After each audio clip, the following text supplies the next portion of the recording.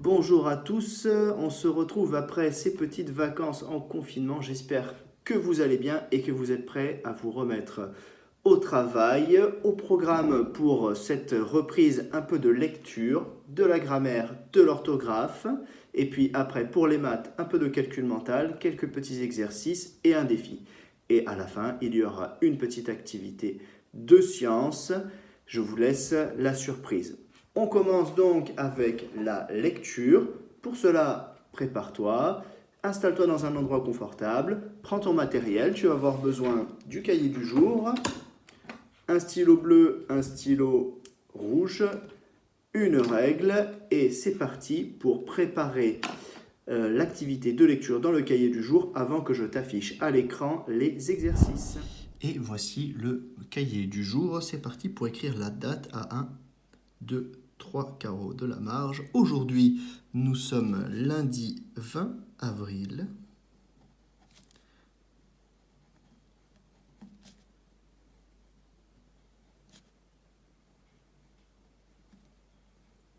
Voilà. Je souligne ma date en rouge.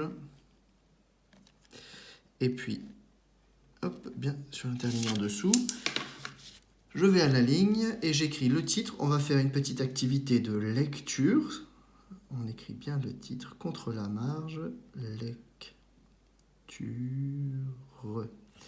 Voilà, et je souligne.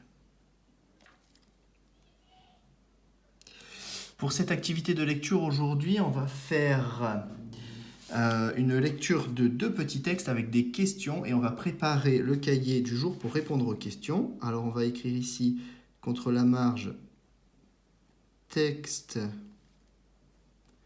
1, 2 points, question 1 et ici on écrira la réponse à la question 1. Je saute une ligne, 2 et ici on répondra à la question 2. Puis un deuxième texte. Texte 2. 2 points. Question 1. Question 2. Pour la majuscule du T, on la prendra cette semaine. Donc pour l'instant, vous pouvez faire une majuscule d'imprimerie. Ça conviendra très bien et on travaillera la majuscule du T demain. Tout de suite, je fais apparaître à l'écran les 2 textes que tu vas lire et puis tu vas répondre à la question en écrivant bien en face de la question avec les mots de la question pour faire une jolie phrase de réponse. Regarde bien ces textes. Je t'invite à mettre sur pause pour bien prendre le temps de lire les 2 textes et répondre aux questions avant d'écouter la correction. Alors, dans le premier texte, on nous demande en premier comment s'appelle le garçon de l'histoire. Et en relisant au début, on voit qu'il y a 3 personnages, Aurore, Patricia et Kevin. Aurore et Patricia sont des filles, donc le garçon de l'histoire s'appelle Kevin.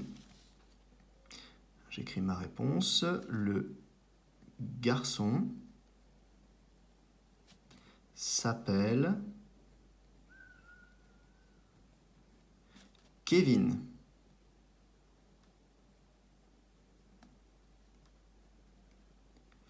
Pareil, la majuscule du K, vous pouvez la faire en capitale d'imprimerie. On apprendra à la faire un peu plus tard dans l'année.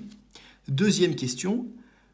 Comment s'appelle l'enfant qui se trouve au milieu du groupe? Eh bien, les 3 personnages, Aurore, Patricia et Kevin, marchent en file indienne. Et on nous dit que Patricia est celle qui marche devant et Kevin est celui qui marche derrière. Alors la seule personne qui reste pour être entre les deux, eh bien, c'est Aurore. Et on va faire une phrase toute simple. C'est Aurore qui se trouve au milieu. Pour savoir comment on écrit qui se trouve au milieu, il suffit de copier les mots dans la question.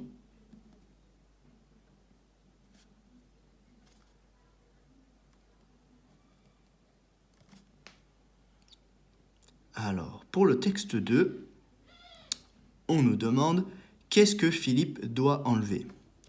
Alors, il fallait comprendre qu'il enlève sa chemise et son t-shirt.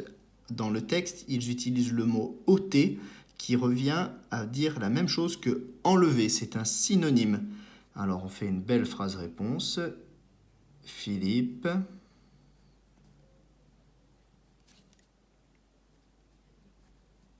doit enlever, on reprend les mots de la question, sa chemise et son t-shirt. Deuxième question, où se trouve Philippe? Eh bien, où est-ce qu'on est quand on doit enlever sa chemise et son t-shirt pour être ausculté, pour qu'on écoute notre respiration? Eh bien, on est chez le médecin, très probablement, qui va nous ausculter à l'aide de son stéthoscope. Alors, pour répondre à la question, on va écrire Philippe est chez le médecin. Philippe est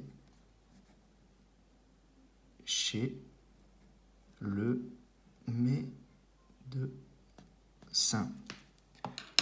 Bien, j'espère que cette activité de lecture s'est bien passée pour toi. Cette activité nous sert à nous entraîner parce que quand on devient lecteur, on devient aussi un peu enquêteur. Et dans les petits textes qu'on lit, on cherche des indices parce que la personne qui écrit n'écrit jamais tout ce qu'il y a à savoir. Il va falloir deviner un certain nombre de choses et pour cela, il faut aller chercher des indices dans le texte. Des fois, ils sont très clairs, des fois, ils le sont un peu moins et il faut deviner. Lire, c'est toujours un peu enquêter. On continuera de faire des petits textes comme ça un peu tous les jours pour continuer à s'entraîner. En attendant, c'est terminé pour la lecture. On passe tout de suite à l'activité suivante dans une autre vidéo. À plus tard!